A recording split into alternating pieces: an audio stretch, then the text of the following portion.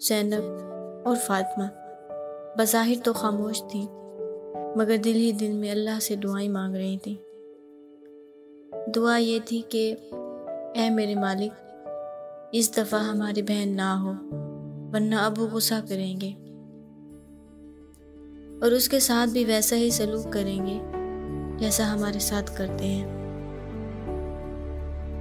वो तीनों ही बहनें इस वक्त अपनी अपनी दुआएं मांगने में मसरूफ़ थी कि इतने में साथ वाले कमरे से बच्चे की रोने की आवाज़ें आने लगी। सकीना बीबी मुबारक हो, बेटी हुई है। दाई अम्मा ने छोटी सी बच्ची को कंबल में लपेटते हुए कहा। कैसी मुबारकबाद दाई अम्मा, राशिद आएगा दूसरे शहर से तो वो तो घर सर पे उठा लेगा। उसने मुझे कहा था कि इस दफ़ा बेटी नहीं होनी चाहिए। सकीना ने आंसू पोंछते हुए कहा। सकीना बीबी, इस राशिद को तो अल्लाह ही हिदायत दे, बेटा हो या बेटी, ये सब तो अल्लाह का काम है। उसे कहो खुदा से डरो, शुक्र करो अल्लाह ने अपनी रहमत से नवाजा है, वरना ऐसे लोग भी हैं जो बेटियों के लिए तरसते हैं। दाई अम्मा अब बोल रही थी और सकीना गायब दिमागी से सुन रही थी, क्योंकि जहन अब कुछ भी सोचने समझने से कासिर था। वो सिर्फ यही सोच रही थी कि अब राशिद को पता चलेगा कि बेटी हुई है तो क्या होगा, कि इतने में दाई अम्मा की आवाज़ कानों में पड़ी। बेटी, सर्दी बहुत है, अपना ख्याल रखना।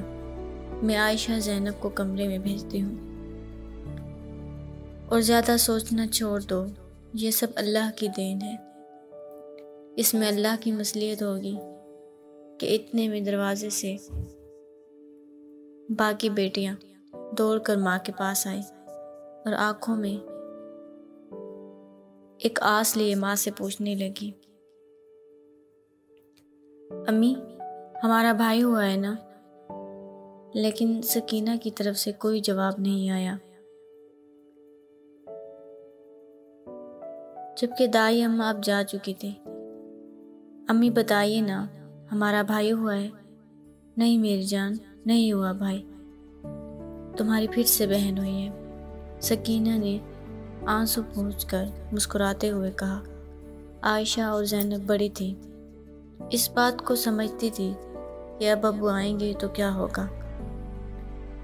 जबकि अभी सिर्फ 4 साल की थी, वो बार बार अपनी नई बहन का मुंह चूम रही थी।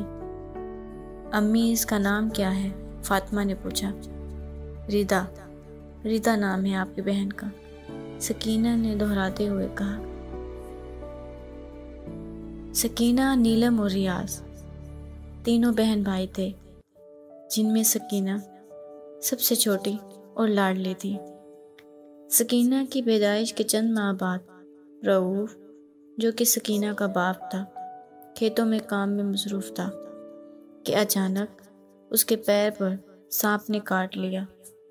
उस वक्त वहाँ कोई भी मौजूद नहीं था। खेतों में तड़पते हुए ही उसकी मौत हो गई।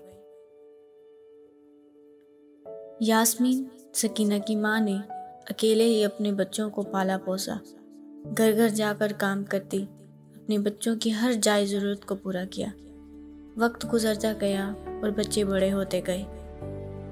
सकीना सबसे छोटी थी, लेकिन रियाज और नीलम से पहले उसका रिश्ता हो गया और वह लाहौर से रुखसत होकर रावलपिंडी आ गई। शादी के शुरू दिनों में सास का रवैया अच्छा था,